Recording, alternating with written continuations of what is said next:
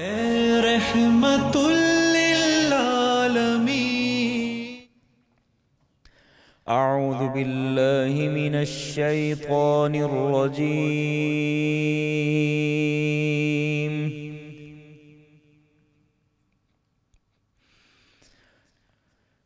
بسم اللہ الرحمن الرحیم.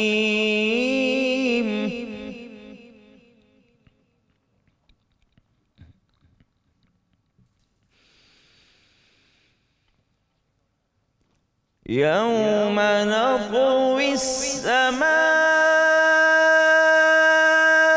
كطي السجل للكتب كما بدأنا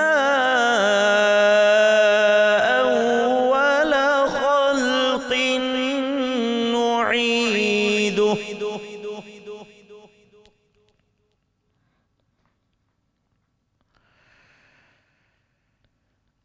وعدا علينا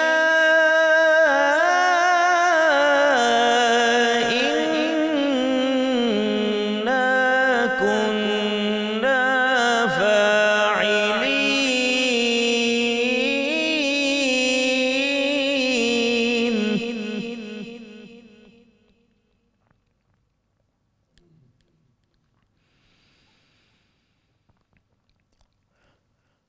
وَلَقَدْ كَتَبْنَا فِي الزَّبُورِ مِن بَعْدِ الذِّكْرِ أَنَّ الْأَرْضَ يَرِثُهَا عِبَادِيَ الصَّالِحُونَ.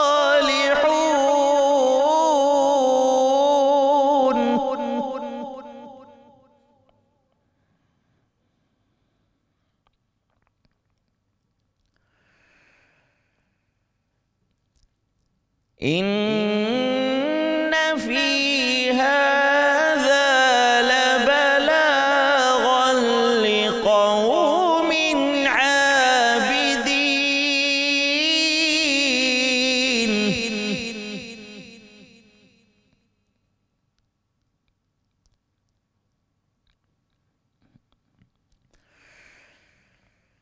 وما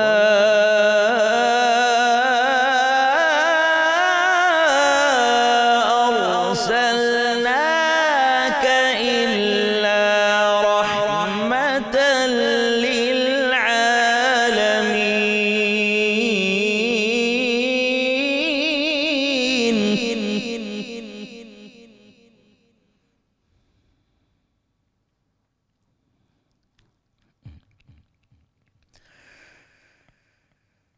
إن في هذا لبلاغا لقوم عابدين.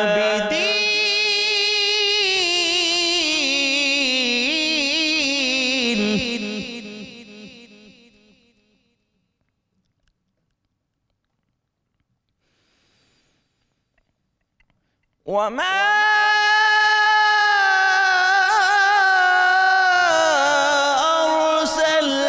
أرسلناك إلا رحمة للعالمين.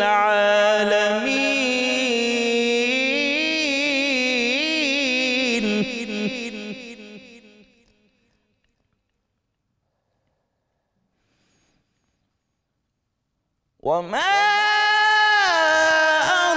أرسلناك إلا رحمة للعالمين.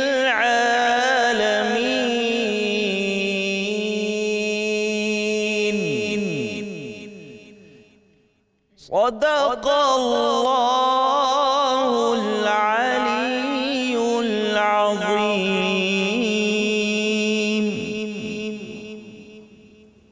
جزاک اللہ. شروع اللہ کے نام سے جو نہایت ہی مہربان اور رحم کرنے والا ہے.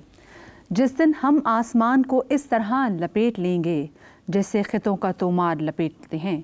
جس طرح ہم نے کائنات کو پہلے پیدا کیا تھا اسی طرح دوبارہ پیدا کر دیں گے. یہ وعدہ ہے جس کا پورا کرنا لازم ہے. ہم ایسا ضرور کرنے والے ہیں. اور ہم نے نصیحت کی کتاب یعنی توریت کے بعد زبور میں لکھ دیا تھا کہ میرے نیکوکار بندے ملک کے وارث ہوں گے۔ عبادت کرنے والے لوگوں کے لیے اس میں اللہ کے حکموں کی تبلیغ ہے، اور اے نبی صلی اللہ علیہ وآلہ وسلم، ہم نے تم کو تمام جہانوں کے لیے رحمت بنا کر بھیجا ہے۔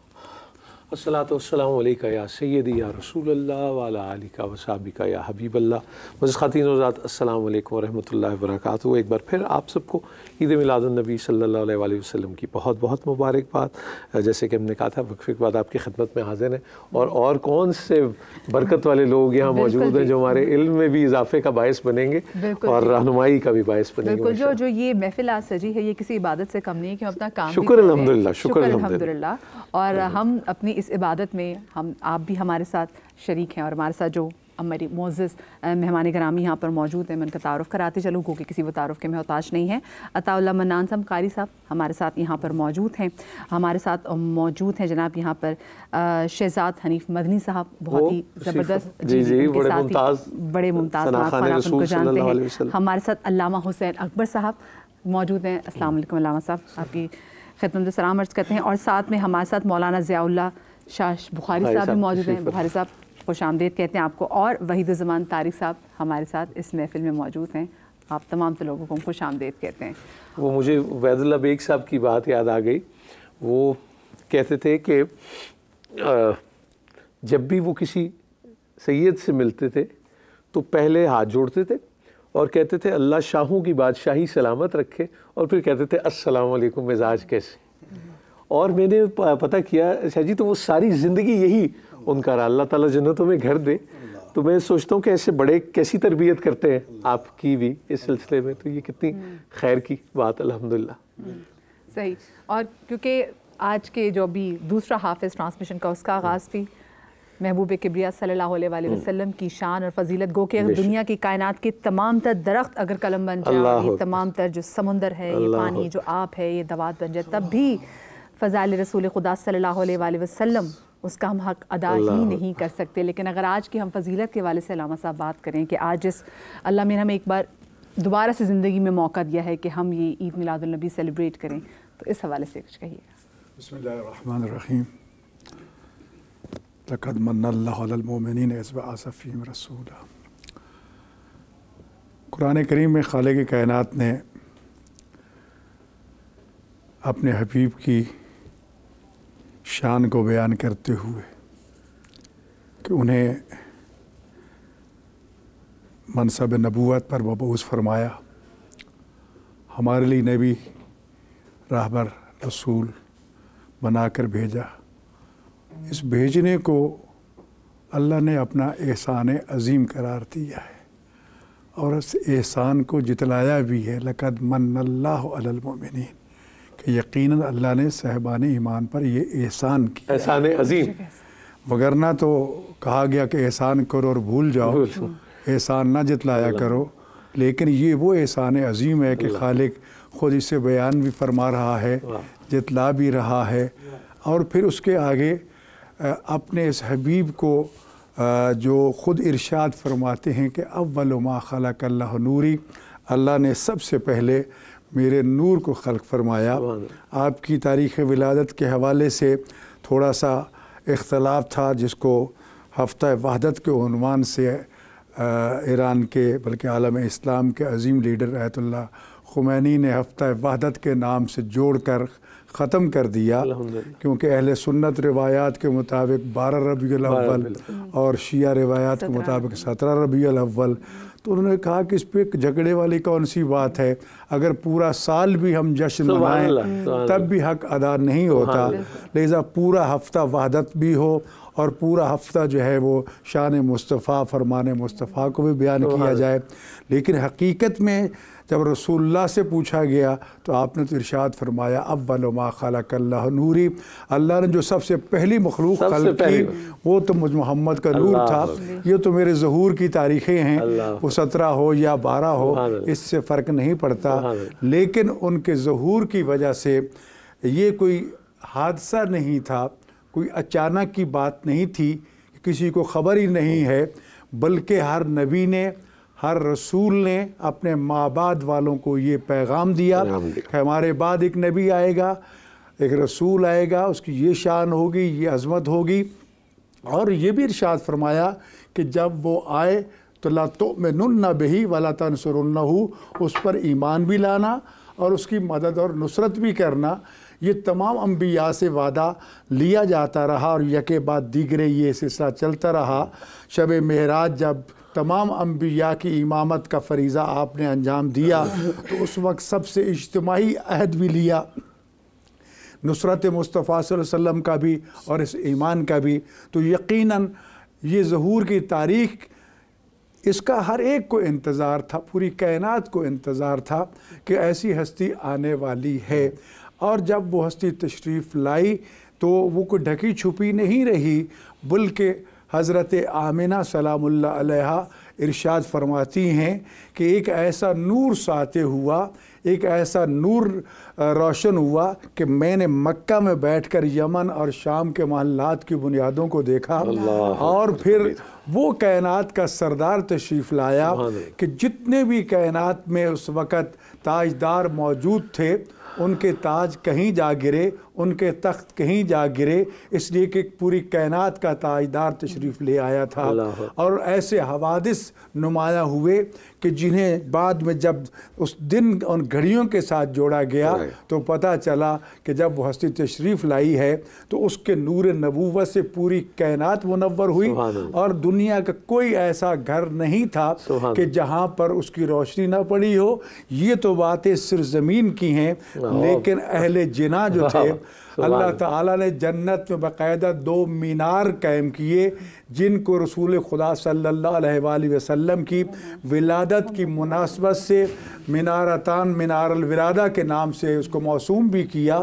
تو گویا کہ اللہ نے بھی آپ کی ولادت پر جشن مناتے ہوئے 2 مینار قائم کیے، اور امت کو بھی حکم دیا کہ میرے رسول کی آمد پر خوشیاں مناؤ۔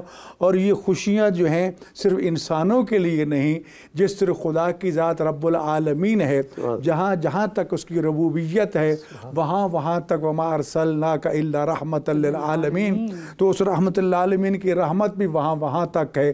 تو جہاں جہاں تک اس کی رحمت ہے تو اس کے احسانات، اس کی تعلیمات، اس کے فرمودات، اور پھر اس کے احسانات اور اس کی وجود مقدس سے کائنات کا ذرہ ذرہ جو ہے وہ منور ہو رہا ہے، روشنی حاصل کر رہا ہے، استفادہ کر رہا ہے۔ اگر یہ کائنات خلق ہوئی ہے تو باعث خلقت کائنات بھی آپ ہے، اور اگر آج یہ کائنات باقی ہے تو قرآن میں خدا نے کہہ دیا کہ جب تک آپ موجود ہیں یا استغفار کرنے والے موجود ہیں تو اس وقت تک اللہ کا عذاب نازل نہیں ہوگا۔ میرا یقین ہے کہ وہ رسول آج بھی موجود ہے، اور انہی کے وجود مقدس کے صدقے میں یہ ارض و سما موجود ہے، یہ بارشیں نازل ہوتی ہیں، یہ اللہ کی نعمتوں کا نزول ہے، تو انہی کا وسیلہ ہے۔ اللہ تعالیٰ کا ہم جتنا بھی شکر بجا لائیں وہ احسان عظیم کا حق شکر ادا نہیں ہوتا کہ اس نے ہم جیسے روسیوں کو خاتم الانبیاء کے امتیوں میں سے قرار دیا، محمد رسول اللہ کا کلمہ پڑھنا نصیب کیا جو اپنے انبیاء کو عطا کیا۔ یہی کلمہ 1,24,000 انبیاء کا ہے اور یہی ہمارا کلمہ ہے۔ تو اب جب ہم اس محمد مصطفیٰ صلی اللہ علیہ وسلم کی رسالت کا کلمہ پڑھنے والوں کی صف پہ نگاہ ڈالتے ہیں تو سب سے پہلے آدم نظر آتے ہیں، اور اسی صف میں ہم جیسے گناہ گار بھی نظر آتے ہیں۔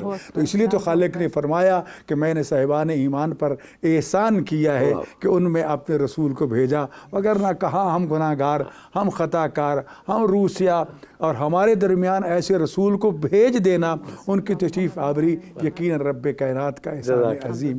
وہ ڈاکٹر فقیر محمد فقیر کہتے ہیں نا کہ رب عشق کما بیٹھا، بدلے ایک دم دے گل دنیا نو پا بیٹھا۔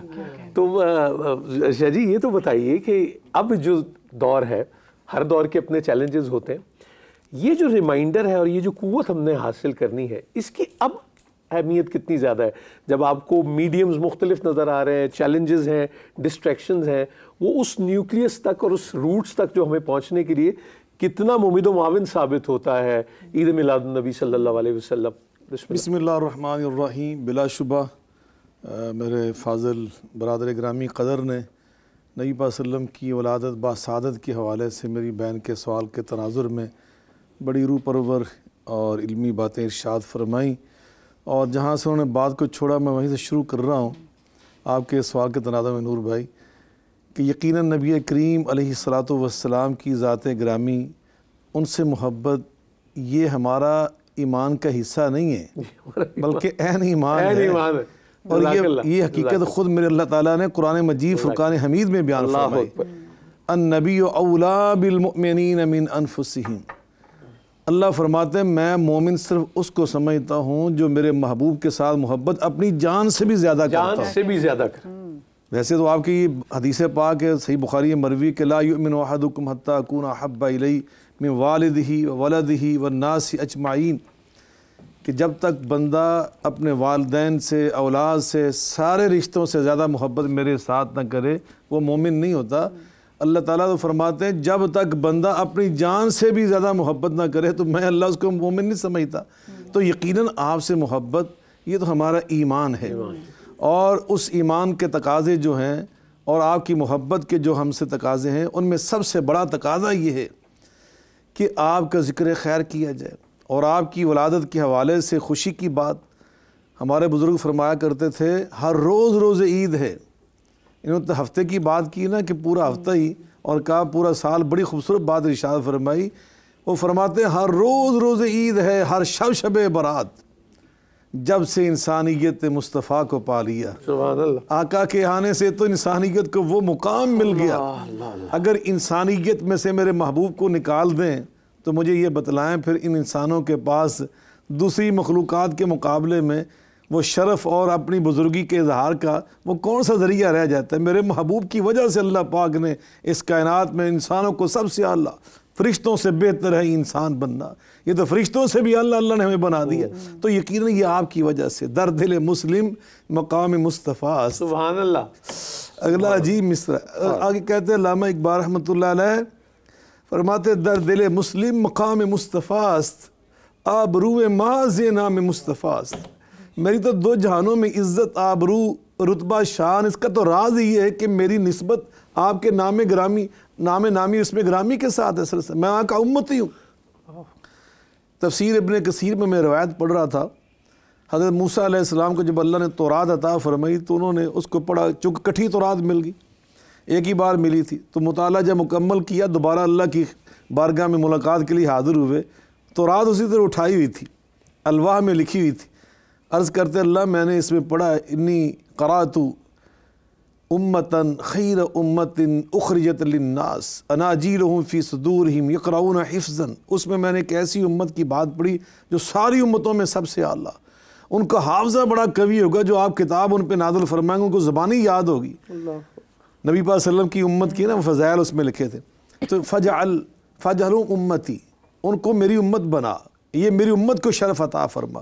اللہ ہر سوال کے جواب میں یہ فرماتے لا تلک امت محمد، لا تلک امت محمد، نہ موسیٰ یہ باتیں ہو چکی، یہ طے ہو چکا، یہ احمد علیہ السلام جو آنے والے نا یہ ان کی امت کے اعزازات ہیں۔ آخر میں جو میں نے پڑھا نا وہ بڑا عجیب پڑھا، الکل الواح وقال اللہم اجعلنی من امت احمد۔ موسیٰ علیہ السلام نے تورات ادھر رکھ کے اللہ سے کہا یا اللہ یہ پڑھی ہے تیری پیغمبری، یہ نبوت کی پگڑی اور یہ تیری تورات، یہ مجھ سے واپس لے لے، اور اس کے معاوضے میں مجھے اس اپنے محبوب کو امتی ہونے کا شرف عطا فرما۔ اللہ اکبر کبیرہ۔ اندازہ لگائیں نبی پاک کو امتی ہونا کتنا اونچا مقام۔ آپ نے بات پوچھی کہ آج دنیا کے جو چیلنج ہیں میرے محبوب ہیں، وما ارسلناک، رسالہ نے جو آیت پڑھی وما ارسلناک الا رحمت للعالمین، آپ کسی ایک دور کے نبی بن کر نہیں آئے، آپ کسی ایک علاقے کے نبی اور رسول بن کر، یہ دوسرے نبی 1,24,000 ایسے ہی آتے رہے نا، ہر آپ نبی کی بات قرآن میں پڑھ کے دیکھیں، الی مدین اخاہم شعیبا وَإِلَىٰ ثَمُودَ أَخَاهُمْ صَالِحًا، فلاں نبی فلاں قوم کا فلاں علاقے کا فلاں، حتیٰ کہ عیسیٰ ابن مریم علیہ السلام فرماتے ہیں یا بنی اسرائیل انی رسول اللہ علیکم، میں تمہارا رسول ہوں۔ لیکن جب میرے آقا کی باری آئی اللہ نے اعلان کیا کروایا، قل یا ایھا الناس انی رسول اللہ علیکم جمیعا، میں تو تم سب کا رسول بن کر آیا ہوں، بعثت الی الاسود والاحمر، میں ہر کالے کا بھی رسول ہوں، ہر گورے کا بھی رسول ہوں، ساری کائنات میری امت ہے، میں ساری کائنات کا نبی اور رسول اور پیغمبر بن کر آیا، اور آنے والے جو ادوار ہیں نا قیامت تک میرے آقا کی سیرت مبارکہ میں اللہ نے اتنی جامعیت، اتنا کمال اور اتنی وسعت رکھی ہے. وہ ایک جیسے امبریلا ہوتا ہے نا، چھتری، کائنات میں جتنے بھی مسائل پیدا ہو جائیں گے نا، وہ سب کے سب نبی پاک کی سیرت مبارکہ کی چھتری کے سائے کے نیچے ہی ہوں گے. وہ باہر نہیں، وہاں سے ہر شے آپ کو مل جائے گی، آپ کو مکمل رہنمائی وہاں سے. لَقَدْ كَانَ لَكُمْ فِي رَسُولِ اللَّهِ أُسْوَةٌ حَسَنَةٌ، تمہارے لیے بہترین نمونہ ہر دور کے انسانوں. لکم کی جو ضمیر ہے یہ سارے کائنات کے آنے والے ادوار کے انسانوں کو مخاطب کر رکھا ہے. یہ علماء کی بات نہیں، طلباء کی بات نہیں، ڈاکٹر بھی اس میں ہیں، اطباء اس میں ہیں، انجینئر اس میں ہیں، اس میں قانون دان ہیں، سیاست دان ہیں، فوجی عسکری قائدین، سب اس میں شامل. اجازت سے وقفے کی طرف بڑھنا ہے، یہ بات کا سلسلہ آگے بڑھائیں گے، اور بات پہ صرف یہ کہنا ہے کہ عزیزو آؤ شہ دو سرا کی بات کرے، درود پڑھ کے رسول خدا کی بات کریں. ایک وقفے کے بعد آپ کی خدمت میں حاضر ہوتے ہیں. السلام علیکم ورحمۃ اللہ وبرکاتہ. اے رحمت للعالمین. السلام علیکم ورحمۃ اللہ وبرکاتہ. میری طرح آپ میں سے بھی بہت سارے لوگ ایسے ہو سکتے ہیں جنہوں نے اس کو لوری کی صورت میں سنا. بالکل میں آپ کے ساتھ بالکل ایسے ہی، میں اپنے بچے کو بھی یہی دیتی ہوں بالکل لوری میں. ہاں تو ہماری بڑی خوش بختی ہے کہ مولانا ڈاکٹر ضیاء اللہ شاہ بخاری صاحب بھی ہمارے ساتھ موجود ہیں، علامہ محمد حسین اکبر صاحب بھی ہمارے ساتھ موجود ہیں، بریگیڈیئر ریٹائرڈ وحید الزمان طارق صاحب ہمارے ساتھ موجود ہیں، جناب اسٹار چشتی صاحب ایک لیگیسی کے ساتھ، مدثر حمدانی، اور میں نے یہ مرغوب صاحب اور محبوب صاحب، اللہ مرغوب صاحب کو سلامت رکھے، محبوب صاحب کے درجات بلند کرے، اور شہزاد حنیف مدنی. اور ماشاءاللہ میرا خیال ہے بڑے خوش بخت ہوتے ہیں جن کو اس کے لیے بھی چن لیا جاتا ہے. بریگیڈیئر صاحب، آپ ابھی ہم ابلاغ کی بات کر رہے تھے اور یہ لوری کی بات، تو یہ بھی ایک پہلی کمیونیکیشن ہو جاتی ہے بچوں کی. آج کل تو کمیونیکیشن پر بہت زور ہے، جو ہم شاید نہیں سننا چاہتے وہ بھی سن رہے ہیں. ہم چوائس پتہ نہیں ہمارے پاس ہے یا نہیں، ہاں، لیکن آپ جب آپ کا جو میڈیم اور پرشین، عربک، اور خاص طور پہ بینگ کمیونیکیشن آپ کا بہت اہم سبجیکٹ ہے، اس میں کیا اہمیت ہے ان تمام کلاموں کی جو ہمارے ادب کا بھی حصہ بنا اور ابھی تک وہ محاذ قائم ہے؟ آپ کیسے دیکھتے ہیں اس کو حب رسول صلی اللہ علیہ وسلم میں اضافے کے لیے، عشق رسول صلی اللہ علیہ وسلم کے لیے؟ بہت شکریہ، میں آپ کا بہت ممنون احسان ہوں. آپ نے بڑے بڑے علماء کی صحبت میں مجھے آج بلایا ہے، اور میرے لیے یہ، جیسے کہ آپ کو پتہ ہے میں حضرت اقبال کا پیروکار ہوں. حضرت اقبال نے جو چند الفاظ میں اس کو سمیٹا ہے، جو بات آپ نے پوچھی ہے، وہ دانا سبل ختم الرسول مولائے کل، جس نے غبار راہ کو بخشا فروغ وادی سین، نگاہ عشق و مستی میں وہی اول وہی آخر، وہی قرآن وہی یاسین وہی طٰہٰ. اگر اس کو آپ دیکھیں تو آگے چل کے آپ کو پتہ چلے گا کہ کس طریقے سے رسول اللہ صلی اللہ علیہ وسلم کی شان کو بیان کیا گیا. اور اقبال نے تو بڑے خوبصورت انداز میں کہا ہے کہ دنیا کی تاریخ کو دو حصوں میں تقسیم کیا جا سکتا ہے، ایک تاریخ قدیم ہے اور ایک تاریخ جدید ہے، اور دونوں تاریخ کے حصوں میں ایک ہی ہستی کھڑی نظر آتی ہے، وہ رسول اللہ صلی اللہ علیہ وسلم کی. اللہ اکبر. آپ کے پیچھے جو کچھ ہے وہ جاہلیہ ہے، تاریخ قدیم ہے، اور آپ کے سامنے جو کچھ ہے وہ تاریخ جدید ہے. بالکل پہلی بات تو یہ ہے. اور تاریخ جدید پہ اگر آپ دیکھیں جو امپیکٹ ہے حضور صلی اللہ علیہ وسلم کی ذات مبارکہ کا آج کے دور میں، تو آپ کو پتہ ہے میڈیم کتنا آگے بڑھ گیا ہے. اس زمانے میں میڈیم کیا تھا، لیکن کتنی تیزی سے پیغام رسول اللہ صلی اللہ علیہ وسلم کا آگے پہنچا ہے. یہ آپ دیکھیے ڈائنامسٹی. اور جس رات رسول اللہ صلی اللہ علیہ وسلم معراج پہ تشریف لے گئے ہیں، تو آپ نے بیت المقدس میں قیام کر کے آپ آسمانوں کی طرف گئے ہیں. تو بیت المقدس پہ اس وقت خسرو پرویز کا جھنڈا لہرا رہا تھا، شہنشاہ ایران کا. یہ بڑی امپورٹنٹ بات ہے. اور وہ مصر پہ بھی قابض تھا، سینٹرل ایشیا پہ بھی قابض تھا، اور کچھ سوچ نہیں سکتا تھا کہ اس سلطنت کا انقراض ہو سکتا ہے. اللہ. سورہ روم جب نازل ہوئی تو حضور صلی اللہ علیہ وسلم نے فرمایا کہ یہ سلطنت جو ہے وہ پارا پارا ہو جائے گی. 7 سال کے اندر رومیوں نے پھر اس علاقے پہ قبضہ کیا. اور جب حضور صلی اللہ علیہ وسلم آخری حج پہ واپس جا رہے تھے تو راستے میں کسی نے کہا کہ یزدگرد III جو ہے اس نے پرشیا کے کسرا کا، شہنشاہ ایران کا وہ چارج سنبھال لیا. آپ نے ایک جملہ کہا تھا، آپ یہ سوچئے وہاں مکہ اور مدینہ کے درمیان حالانکہ کسرا ولیکن کسرا بعدہ، میں دیکھ رہا ہوں کہ کسرا ہلاک ہو جائے گا اور اس کے بعد کوئی کسرا نہیں ہوگا۔ اللہ اکبر، اب کون کہہ سکتا ہے؟ اللہ اکبر۔ میں تو اس پہ بات کر رہا ہوں نا جو فیکٹس سامنے آئے ہیں، جو ہم نے دیکھے ہیں۔ تو جسے اقبال نے کہا ہے کہ با خدا در پردے گویم با محمد آشکار، اللہ اکبر، یا رسول اللہ او پنہان تو پیدائی من، کہ اللہ کے ساتھ تو میں پردے میں بات کرتا ہوں، آپ کے ساتھ میں کھل کے بات کرتا ہوں، اللہ کیونکہ اللہ تو مجھے نظر نہیں آتا، اللہ اکبر، آپ تو مجھے نظر آتے ہیں، اللہ اکبر، ٹھیک کھل کے۔ میں وہ دیکھتا ہوں اس جلوے کو، اور کچھ زیادہ دیر نہیں گزری تھی حضور صلی اللہ علیہ وسلم کی وفات کو، یہ تقریباً اگر آپ دیکھیں تو یہ 633-34 کا واقعہ ہے۔ 12 سال حضور صلی اللہ علیہ وسلم کی وصال کے بعد مسلمانوں کے سفیر یزدگرد کے دربار میں کھڑے تھے، اور یزدگرد نے کہا کہ مجھے پتہ ہے آپ لوگ جو ہو بھوکے ہو، اگر آپ کو پیسہ چاہیے تو میں پیسہ دے دیتا ہوں، اور اگر آپ کے اور کوئی پرابلمز ہیں، اور ساتھ یہ کہا کہ آپ وہ بدترین قوم ہو جو لٹیرے ہو، جو ڈاکو ہو، جو اپنی بچیوں کو زندہ دفن کرتے ہو، اور سارے اس نے عربوں کے خصائص جو تھے وہ بیان کیے۔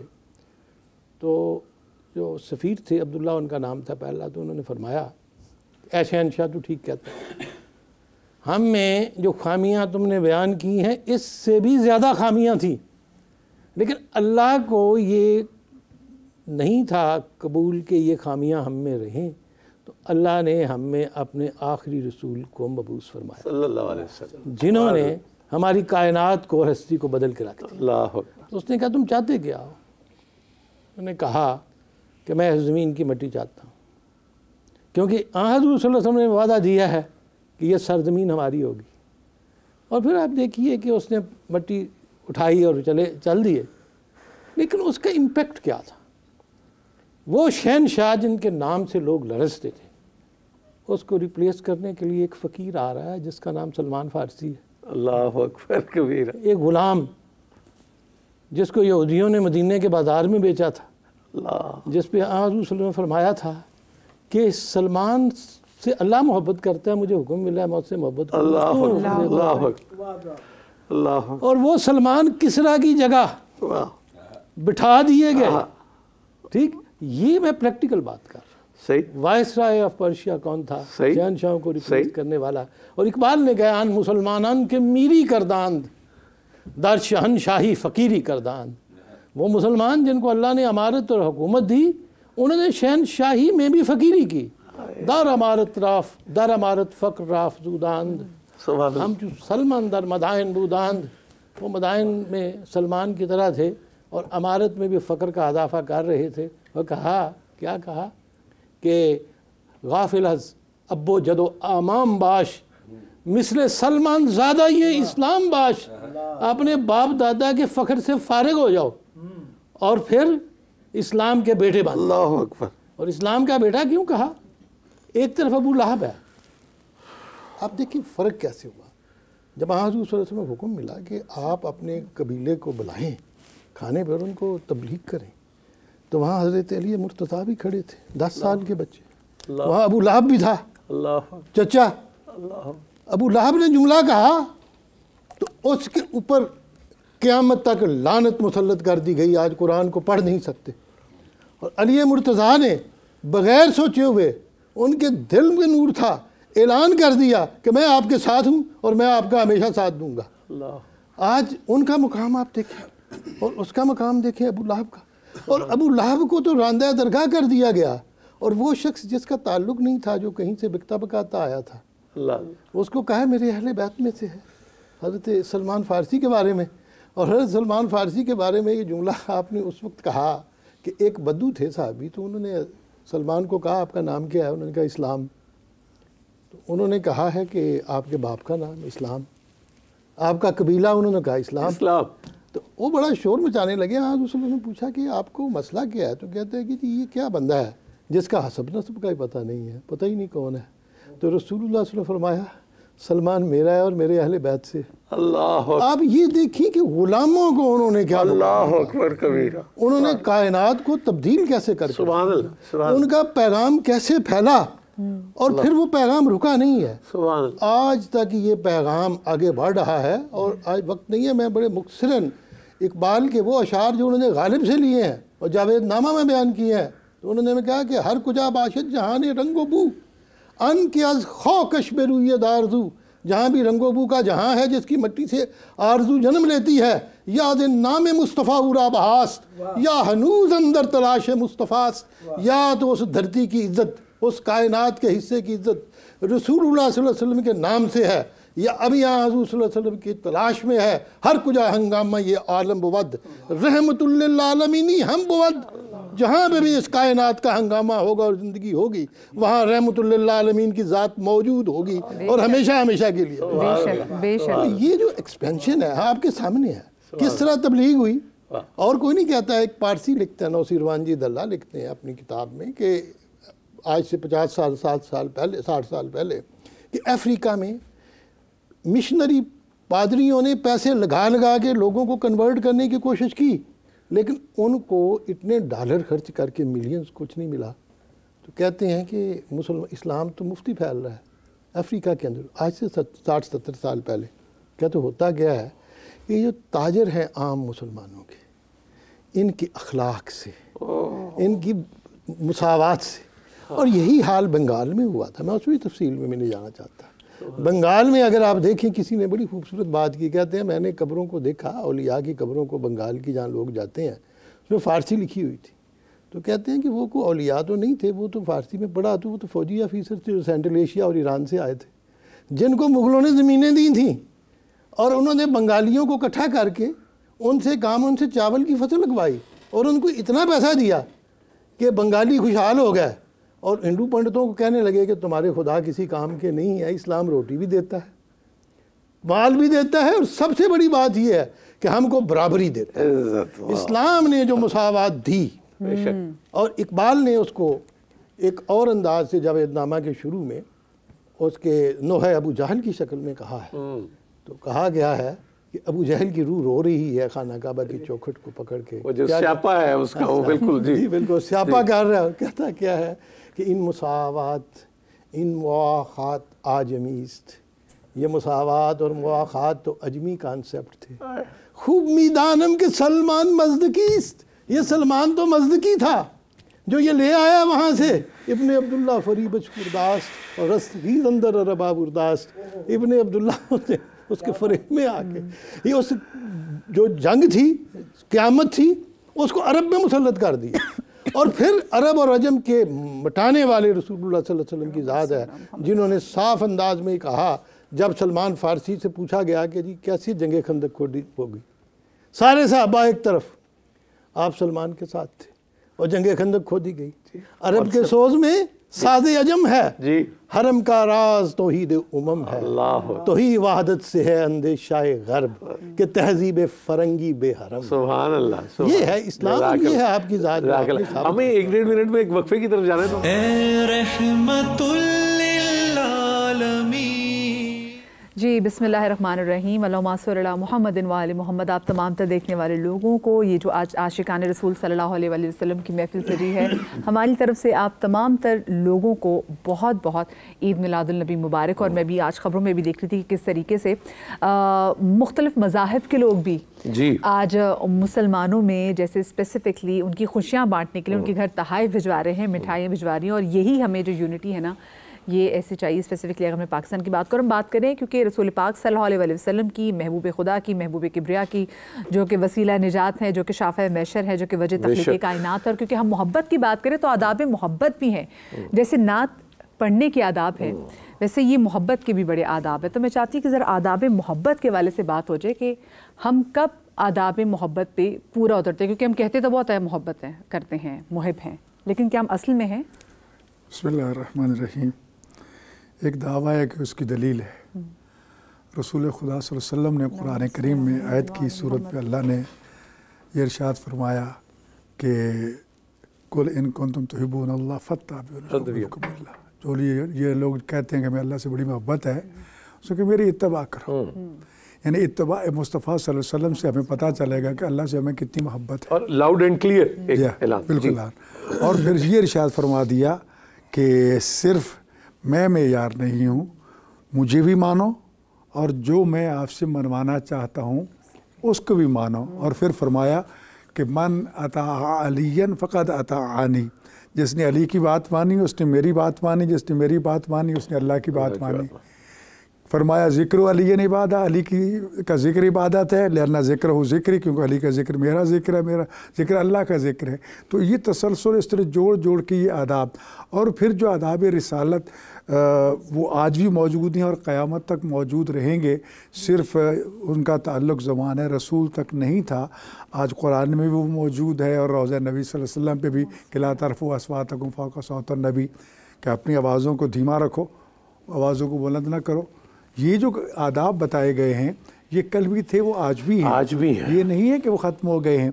तो ये जितने भी कलिमात, तो इत्तबा और इताअत में भी फ़र्क है, दो चीज़ें इस्तेमाल हुई हैं। इत्तबा का ताल्लुक़ तो इश्क और मोहब्बत के साथ है कि जितना मोहब्बत है अपने महबूब की अदाओं को देखते जाओ, उसको अपनाते जाओ जी। लेकिन जहाँ बात आती है इताअत की, वहाँ पर वो डिसिप्लिन, वो निज़ाम, वो हुकूमत, वो इक़्तिदार की बात आ जाती है कि जो आर्डर्स नाफिज होंगे उस पर चलना है, उसकी पैरवी करनी है। मुखालफत करोगे तो फिर सज़ाएँ भी मिले, फिर जज़ा भी होगी, सब कुछ होगी। दोनों पहलुओं को हमने अलग अलग करना है। इत्तबा में हम आज़ाद हैं, कितनी मोहब्बत करनी है, कितना आगे बढ़ना है, लेकिन इताअत में हम मजबूर हैं कि जो आर्डर आया है उस आर्डर को हमने फॉलो करना ही करना है। और मोहब्बत ताबे है इताअत की। जी, वो ताबे। अब सूरत हाल ये है कि अब दावा मोहब्बत जो है वो तो हर आदमी करने को तैयार है, लेकिन एक तरफा दावा मोहब्बत काफ़ी नहीं है। खैबर में हम रसूलुल्लाह का ये फरमान सुनते हैं कि कल उसे अलम दूंगा कि जो अल्लाह और अल्लाह के रसूल से मोहब्बत करता होगा और अल्लाह और अल्लाह के रसूल उससे मोहब्बत करता होगा। यानी दोनों तरफ से मोहब्बत है तो मोहब्बत है, एक तरफा दावा काफ़ी नहीं है। तो लिहाजा हमें ये चाहिए कि जो आदाब रसूल खुदा सल्लल्लाहु अलैहि वसल्लम की ज़ात के साथ हैं और फिर उनकी ज़ात के साथ नहीं है, ला तदखुलू बुयूतन नबी इल्ला बिइज़्नि अहलिही, नबी के घरों में मत दाखिल हो जाओ। वो घर आज भी मौजूद है, उनमें अदब व एहतराम के साथ दाखिल होना चाहिए, ऐसे नहीं कि मुंह उठा के भागे चलो जनाब। हाँ जी। और वो बुयूत नबी क्या हैं? आइमा मासूमीन अलैहिस्सलाम के जो रोज़ा मुबारका हैं सारे के सारे, वो सारे बुयूत नबी हैं। तो फरमाया कि नबी के घर में कल भी यही एहतराम था, आज भी है। अब फिर उनकी इजाज़त का हुक्म दिया गया जी, और इजाज़त की ये कलिमात भी मौजूद है, अंत तस्मा कलामी व तरुद्दु सलामी, हाजिर दरवाजे पे खड़ा हूँ, इजाज़त मांग रहा हूँ, आप मेरी बात सुन भी रहे हैं, मेरे सलाम का जवाब भी दे रहे हैं। हम यहाँ से सलाम पेश कर रहे हैं, अभी सलाम पेश किया गया, क्या ये हवाओं में तहलील हो गया? नहीं, यकीनन ये सलाम मदीना पहुँचता है, ये सलाम करबला पहुँचता है, ये सलाम सामर्रा और मशहद पहुँचता है। सिर्फ पहुँचता नहीं, फिर जिन हस्तियों तक सलाम ये पहुँचता है उसका जवाब भी देते हैं। सुभान अल्लाह जी। तो कितने खुश नसीब लोग होंगे कि जिन्हें मदीना से सलाम का जवाब मिल रहा है। और फिर नबी ख़ातम और आइमा मासूमीन अलैहिमुस्सलातु वस्सलाम की ज़ुबान से निकले हुए सलाम का जवाब जो दुआ है, और नबी और इमाम की दुआ अल्लाह रद्द नहीं करता। तो ये कैसे हो सकता है कि हम सलाम पेश करें और उधर से जवाब ना आए? वो जवाब जो हमें वहाँ से मिलता है उस जैसा जवाब कायनात में कोई और जवाब नहीं है। तो लिहाजा हमें आज भी उन एहतरामात का ख्याल रखना चाहिए, इज़्ज़ो इनकिसारी, आवाज़ को धीमा रखना चाहिए। मांगते हुए देखो, ख़ास तौर पर आप ये बाकी उलूम की बातें अपनी जगह पर हैं, लेकिन अगर मोहब्बत और इश्क और अक़ीदत के सबक सीखना चाहती हो तो फिर जो रसूल खुदा सल्लल्लाहु अलैहि वसल्लम या कुरान करीम में अम्बिया की ज़ुबान अतर से या आइमा मासूमीन से दुआएं हम तक पहुँची हैं, उन दुआओं को पढ़ के देखो कि किस तरह इज़्ज़ो इनकिसारी के साथ खालिक के हुजूर जो है वो हस्तियाँ। मस्जिद कूफा का मेहराब और अली क्या कह रहे हैं? मौला या मौला या अंतल कवी व अना ज़ईफ़, ऐ मेरे मालिक, ऐ मेरे सरदार, तू ताकतवर है, मैं कमज़ोर हूँ, तू राज़िक है, मैं मरज़ूक हूँ, तू आलिम है, मैं जाहिल हूँ। ये चीज़ें जो बयान की जा रही हैं बार बार, ये वहाँ से हमें सबक मिल रहा है। इस्तिग़फ़ार की बातें जब आती हैं तो इस्तिग़फ़ार का मतलब ये नहीं है कि नौज़ुबिल्लाह वो गुनाहगार हैं, वो तो हमें पैगाम सिखा रहे हैं कि हमने अपनी गलतियों का किस तरह इज़ाला करना है और कैसे अल्लाह से बातें करनी। इय्याका नअबुदु व इय्याका नस्तईन जो कहा गया कुरान करीम है जी, सूरा अल्लाह का कलाम है। तो क्या अल्लाह किसी से मदद मांग रहा है? اللہ کسی کی مدد کر رہا ہے؟ نہیں، اللہ ہمیں اپنے ساتھ ہم کلام ہونے کا طریقہ سکھا رہا ہے کہ مجھ سے کیسے باتیں کرنی ہیں. اور یہی صورتحال دعاؤں کی ہے کہ جب ائمہ معصومین اور انبیاء علیہ السلام کی زبان سے یہ کلمات نکلتی اللہم اغفر لی الذنوب کہ میرے فلاں گناہ معاف کر دو، فلاں گناہ معاف کر دو. نہیں، وہ تو معصوم ہے. وہ ہمیں سکھانا چاہتے ہیں کہ اپنے خالق سے کس طرح مخاطب ہونا ہے. ہمیں تو مخاطب ہونے کا ڈھنگ ہی نہیں آتا، ہمیں تو مانگنے کا ڈھنگ نہیں آتا. تو اس لیے کہا گیا کہ خود نہیں مانگ سکتے نا تو مانگنے والوں کے ساتھ آمین ہی کہہ دیجیے. حضرت زہرا سلام اللہ علیہا کھڑی ہیں، دعائیں مانگ رہی ہیں، میرا اللہ فلاں کو معاف کر دے، فلاں کو معاف کر دے، فلاں کو معاف کر دے. امام حسین علیہ السلام فرماتے ہیں میں کافی دیر انتظار کرتا رہا کہ کس وقت میری اماں حضور جو ہے وہ اپنے لیے دعا مانگے گی، لیکن بی بی کی دعا ختم ہو گئی، اپنے لیے کوئی دعا نہیں مانگی. تو میں نے عرض کیا اماں حضور آپ نے اپنے لیے تو کوئی دعا نہیں مانگی. تو آپ نے فرمایا کہ جب کوئی انسان کسی دوسرے انسان کے لیے دعا کرتا ہے تو کریم پروردگار اس دعا مانگنے والی کی دعاؤں اور حاجات کو، کیونکہ جانتا ہے ولی من بعزت الصدور ہے، اس کی دعاؤں کو، بن مانگی دعاؤں کو پہلے قبول کرتا ہے.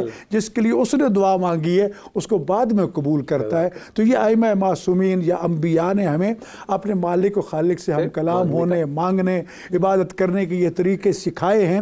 ہمیں ان کو آگے لے کے بڑھنا ہے جس سے یقیناً ہماری دنیا. اور ایک اور بات بھی، درود، مثلا درود کی بات چل رہی تھی. رسول اکرم صلی اللہ علیہ وسلم تو رحمت اللہ عالمین ہے. ہم درود پڑھتے ہیں، کیا کہتے ہیں؟ تو رحمت نازل فرما محمد و آل محمد پر. وہ تو اب رحمت مجسم ہے. تو حضرت امام باقر علیہ السلام سے کسی نے یہ سوال کیا تو آپ نے فرمایا جاؤ ایک گلاس لے آؤ یا پیالہ اور ایک سراہی میں پانی لے کے آؤ. وہ لے کے آ گیا. فرمایا اس پیالے کو گود میں رکھ لو. رکھ لیا. فرمایا سراہی سے پانی ڈالو. پانی ڈالا. فرمایا اور پانی ڈالو اور پانی. اب پانی پیالہ بھر گیا، اچھل اچھل اس کے کپڑوں پہ پڑ رہا ہے.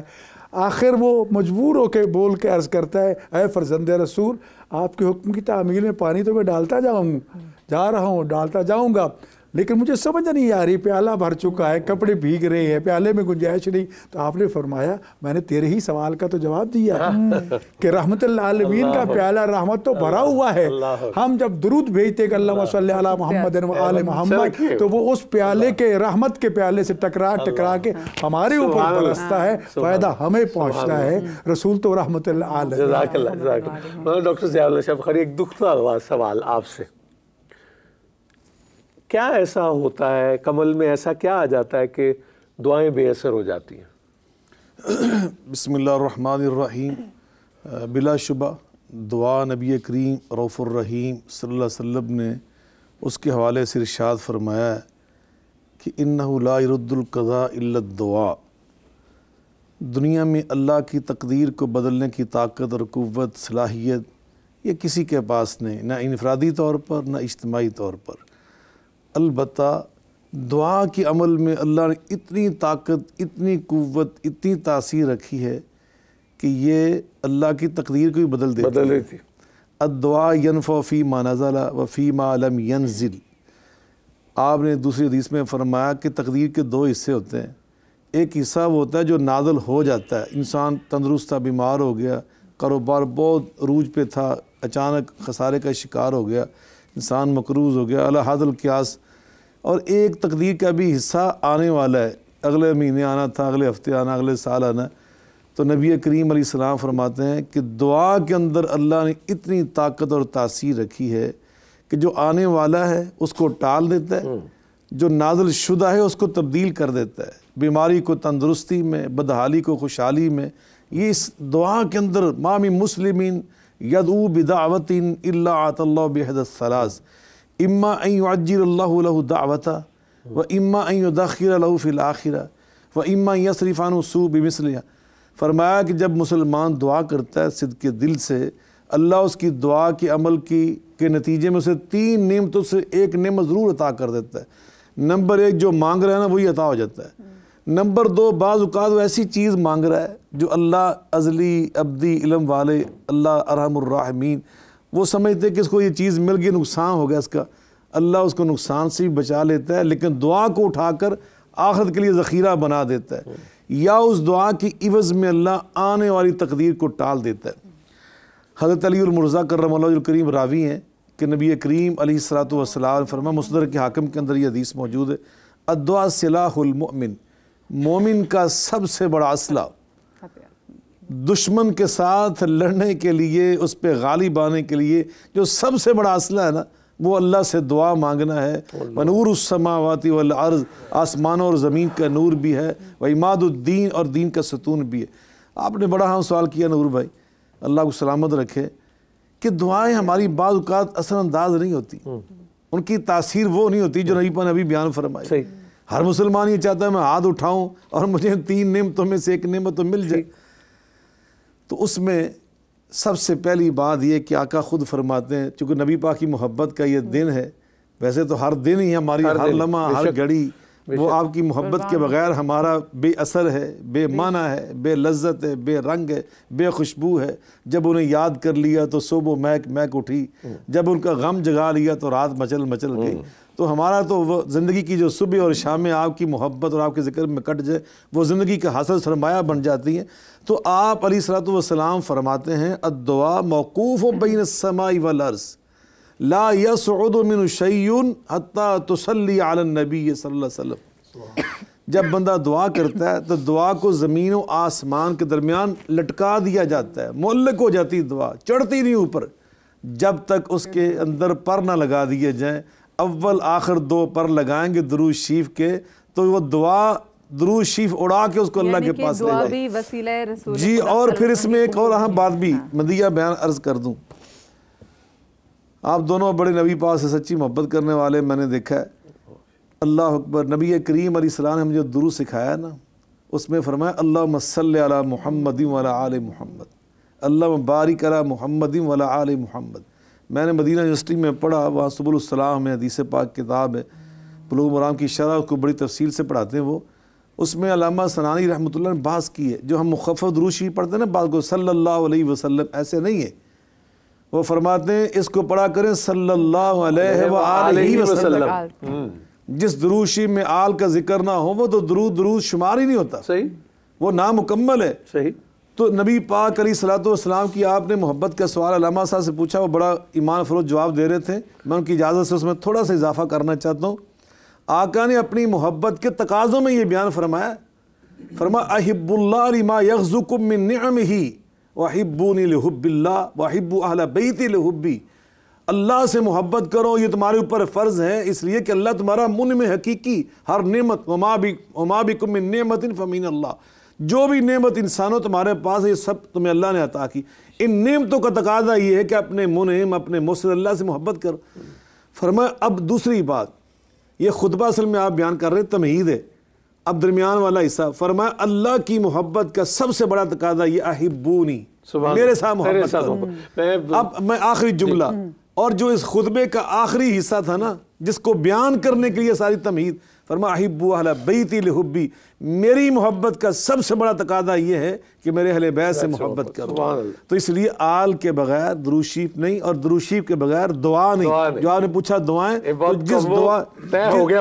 جس دعا میں درود شریف نہیں اس وہ دعائیں قبول نہیں ہوئی۔ آپ نے کہا جی مختصر بتا دیجیے۔ زین العابدین علیہ السلام سے پوچھا گیا کہ دعا جو ہے وہ قبول تو ہوتی ہے لیکن بہت دیر سے، کبھی بالکل قبول نہیں ہوتی۔